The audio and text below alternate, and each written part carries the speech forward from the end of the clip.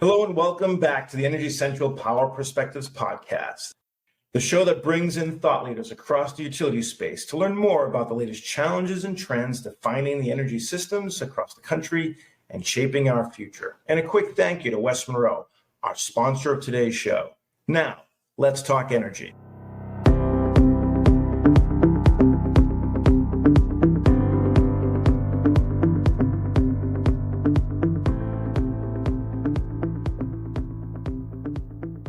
I'm Jason Price, Energy Central podcast host and director with West Monroe, coming to you from New York City. Once again, I'm joined from Orlando, Florida by Matt Chester, podcast producer and Energy Central community manager. Matt, this July, the focus on Energy Central is energy efficiency, and specifically the latest developments, innovations, and barriers in what we are calling Energy Efficiency 2.0. In addition to some great articles and webinars, we're also interviewing utilities and service providers on next generation energy efficiency practices. Matt, if you don't mind, please share with our listeners what to look for during this month of energy efficiency at Energy Central. No problem, Jason. So the energy efficiency special issue from Energy Central, it's set to go live the same week as this podcast, actually. So the special issue will drop on July 28th. And specifically, we've asked the community to highlight how they're managing the future of energy efficiency. What are their pain points? What are the exciting new technologies? Where are the unique opportunities and more? So all that content is going to be coming in and going live all this week. And from a podcast perspective, we've already heard from Larry Rush of Avant Grid as he dove into, as you said, Energy Efficiency 2.0, as well as Rudy Garza, the interim CEO of CPS Energy, as he highlighted their Sustainable Tomorrow energy plan. So this episode, I think, is definitely going to be the cherry on top of our efficiency-related podcasts for July. That's great, Matt. So as we seek to celebrate the power of energy efficiency today, and more importantly, set our expectations for what the future of energy efficiency programs across the utilities can look like, we're welcoming on today's show a key guest guiding this industry movement. Today on Power Perspectives is Rebecca Foster, the CEO of VEIC, originally known as Vermont Energy Investment Corporation, and most widely known for their operations of the Efficiency Vermont program. Today, VEIC is national in its focus these days. As a nonprofit for the past 35 years, VEIC has brought energy efficiency consulting and expertise to power companies across the United States, including key programs in DC, Ohio, Delaware, and more. And Rebecca has been part of that mission for over 11 years, working in various different aspects of the VEIC mission before being named CEO in 2021. Before that, Rebecca had a career dedicated to clean energy, and so she is as passionate and mission-driven about the work VEIC is doing as you would expect. Today, we're excited for her to share with us an overview of the state of the U.S. utility energy efficiency, and even more importantly, what we can and should hope for in the future. Rebecca, welcome to the Energy Central Power Perspectives podcast. Thank you so much for having me. It's great to be here. Rebecca, VEIC is uniquely positioned in the utility space. So I'd love if you could start by giving the elevator pitch for those who aren't familiar with the work you do and some history and background of your organization. Of course. So I'll start by saying that VEIC is laser focused on bringing innovation and equity into our work on decarbonization across the country. It's just part of our DNA. And that's been the case since we were founded in 1986 as a nonprofit with the goal of improving people's lives through clean energy. And for the first 15 years or so, VEIC existed as a consulting shop, and we worked around the country on clean energy programs. But all that changed when Efficiency Vermont was created in 2000, and we successfully won the role of implementer of that work statewide. That gave us the opportunity to scale up the innovative programmatic ideas that we have been offering through our consulting services and really meet the unique needs of the businesses and residents of Vermont, which is a rural state with a large low-income population and a strong conservation ethic. After years of operating Efficiency Vermont, we earned a reputation for success and innovation, and then we took large-scale programs to very different markets. The District of Columbia, working with the Department of Energy and Environment to implement the DC Sustainable Energy Utility, and also to the Midwest, working with American Municipal Power to implement the Efficiency Smart program across their territory. Today, we have a staff of over 300 across the country. We work in about 25 states at any given time, and we really pride ourselves on continuing to push the envelope on decarbonization and equity in everything that we do. One thing we say is that at VEIC, we don't just look to the future, we live and work in it every day. For sure. So policy and regulation often plays a key driving role in new efficiency programs as well. So how does VEIC fit into those policymaking processes? Well, we work in the policy arena in several different ways. Where we are the large-scale program implementer, such as in DC and in Vermont, we work with policymakers constantly to identify where the current statutes and regulations may fall short in terms of meeting the needs that we're seeing on the ground. And that's led to innovations like new program performance metrics outside of the electricity sector for things like greenhouse gas reduction and green jobs and deep energy retrofits. But in addition to that, we also work through our consulting practice to provide input on proposed policies across the country. And in that work, what we're typically trying to do is share what we've learned through our implementations, what we've learned works well and what doesn't, and also increase the focus on greenhouse gas reduction and serving vulnerable communities in states across the country. And so there's two tracks to our policy work, I would say. That's very helpful. So as a leader in the energy efficiency space, I want to give you the floor to comment on the state of energy efficiency programs across the country. Where do you see programs stand today, and how have you seen them evolve? And can you call out any states that you would describe as market leaders, as well as those who may be laggards? Well, I would say it's a challenging and exciting time for efficiency programs right now. Challenging because the programs of the past are fading as new codes and standards take effect. And I see many program administrators asking what's next and maybe not having great answers for that question. But it's also a really exciting time because those changes are forcing innovation and they're forcing new ways of reaching customers. They're breaking down silos, and we're seeing things like core energy efficiency programs start to merge with renewables programs or with storage programs or with demand response and flexible load management programs. And that is incredibly exciting. I won't name the laggards. I don't want to get in trouble, but I will say that the leaders that I see are, the District of Columbia, California, Hawaii, Vermont. Those are all great examples of leaders. VEIC works in each of those states. And what I think really distinguishes them is that those states have recognized that yesterday's efficiency programs can be pivoted to provide the most cost-effective greenhouse gas reductions out there. Policymakers in each of those states really see efficiency programs for what they are, which is existing program delivery vehicles with the infrastructure, the know-how, the systems, the people in place to meet the challenge of today, which is climate change. So those are very exciting states to be working in, and VEIC is very proud of the work that we've done in those areas. Rebecca, I want to talk more about that pivot you mentioned. So we've seen utility efficiency programs focus on the easy wins, right? More efficient appliances, turning off lights, switching to CFL and LEDs. Today, though, efficiency programs are able to do more complex and nuanced programs. What are some of the goals of efficiency programs today, and what are the new opportunities available to reach them? Oh, I'm so glad you brought that up. It's understandable that many efficiency programs have focused on those easy wins. That's where we've come from as an industry. And I, like you said at the start, I've worked in energy efficiency and clean energy my whole career. So I have been part of those programs. I've seen the real benefits they provide. But looking at where we are today, when I see portfolios with only those easy win programs, what I see now are lost opportunities to go deeper and deliver the full value of clean energy. And while policy goals can really vary from state to state, what VEIC is seeing in the leading states where we work is we're seeing this pivot to efficiency programs to meet new climate and equity goals also. So I'll give you some examples. First, in the District of Columbia, we are standing up a new program with the Department of Energy and Environment and the DC Green Bank to help owners of multifamily affordable housing comply with the district's building energy performance standards. So this effort really brings together a policy requirement for all buildings in the district to comply with ever increasing building energy performance standards and the programmatic support from the DC Sustainable Energy Utility, which VEIC operates, to help the low-income affordable housing sector meet those standards and bring them the resources that they need to do so.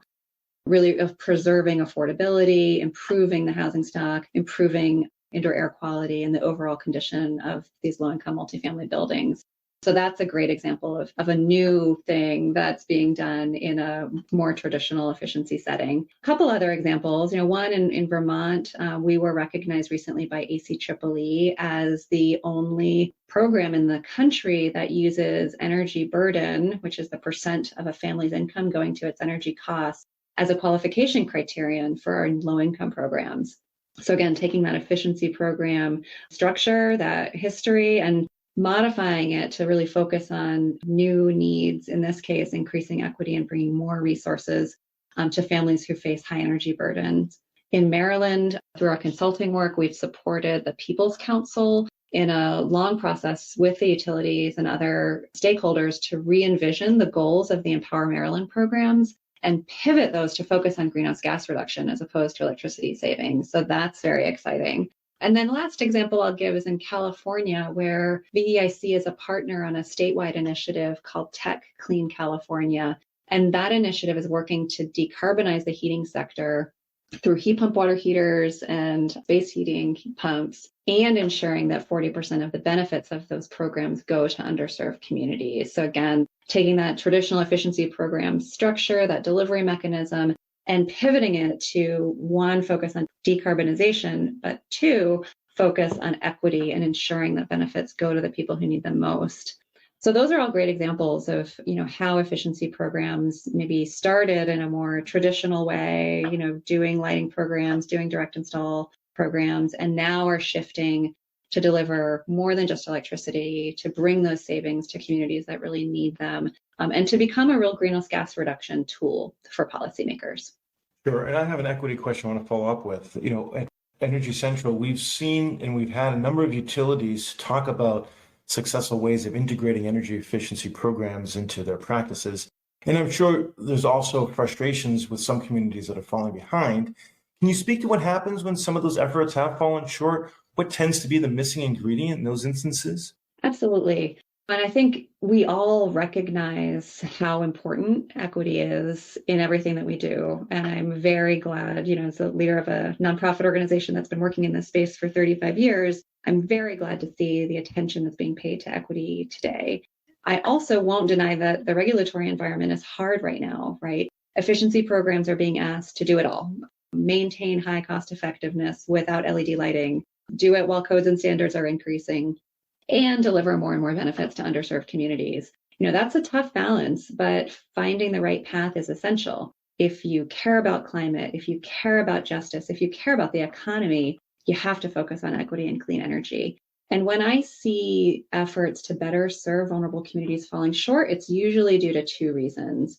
First, the programs may not have the right consulting support to map out programs that meet these new goals. Right, the clean energy portfolio of the future is much more complex, and some, consultants aren't really truly grounded in equity, and those efforts can fall short. So one is really like a planning shortfall, where the folks who are doing the planning and putting the portfolios together with the utilities or the other program administrators are not really grounded in equity work and not able to kind of create the portfolio that will balance all of those competing priorities. And then the second shortcoming I see is the programs themselves may not be connected enough to those vulnerable communities to know what their needs really are. It's absolutely not enough to have a couple community meetings and then check the box thinking that, you're good to go on your equity goal. That's not how it works. And in many instances, there is a real sustained lack of trust between the energy program administrators and the underserved communities they're trying to reach. And without that trust, without going deep with those communities, finding community partners who will build bridges and make connections, programs are ultimately going to fail to reach the families and the business owners who need the benefits of clean energy the most. So I think that those are the things I would draw attention to and really encourage all program administrators to pay attention to, is how are you integrating equity goals in your portfolio? What are the trade-offs that you're making as you plan out your portfolio? And how connected are you to the community so that you understand the needs that are existing, you know how you're going to address them, and you have the partners deep within the communities that are going to help you reach the audiences that you need to reach. Rebecca, for our audience, they come from the utility industry, but they may have no idea what's going on in the energy efficiency side of the business. So walk us through a use case of a successful integration or collaboration that you've had with the utility and how you get from the, establishing of the efficiency goals to actually delivering them with customized programs. And are there any steps standardized, or is each new engagement with the utility completely unique? Yeah, that's a great question. And there is an example I would give from our work in Vermont. I guess I'll start back in 2019 when the legislature in Vermont started asking Efficiency Vermont, the program VEIC operates, what we could do to better support the state's greenhouse gas reduction goals. And after significant kind of dialogue and a policy shaping effort, in 2020, the legislature passed the Energy Efficiency Modernization Act. And this gave Efficiency Vermont the ability to administer pilot greenhouse gas reduction programs, and specifically in the transportation sector. So it opened up the transportation sector to Efficiency Vermont. And that leveraged VEIC's existing expertise in clean transportation. And it enabled us to use the powerful Efficiency Vermont brand to increase electric vehicle adoption. So at the time, and still today, the Vermont electric utilities had existing electric vehicle incentives for customers. And we certainly did not want to duplicate efforts. We knew a joint approach would be most effective. So VEIC worked with the utilities in Vermont to develop a supportive role, for Efficiency Vermont to play. Basically asking the question, where are the gaps that exist in driving electric vehicle adoption? What is it that a statewide program like Efficiency Vermont could do that would provide benefits to and a boost to all of the specific distinct electric utility programs across the state? And where we landed after that dialogue and deep consideration was implementing a statewide education and marketing campaign, and as well as offering training, charging infrastructure support, and sales incentives to vehicle dealers across the state. And so all of that work augments and enhances the direct-to-consumer incentives that are offered by the utilities. So the reason that's a good example, I think, is that we're always at VEIC focused on the goals, asking what does the world need us to achieve? But we're also asking how can we get there most efficiently and equitably? Where are the influence points? Who are the potential partners? And how can we bring something new to the table? And so the process we use to go through that set of questions and to work through process from identifying the goals and making sure those are really grounded and clear and impactful to determining how we're going to address those goals. The process is fairly standardized, but each engagement does yield very different results, especially when working at this cutting edge, especially when working with vulnerable communities, when working on innovative products or services that have not been tried before. The needs on the ground can be very different. The solutions can be very different, and there's no one size fits all.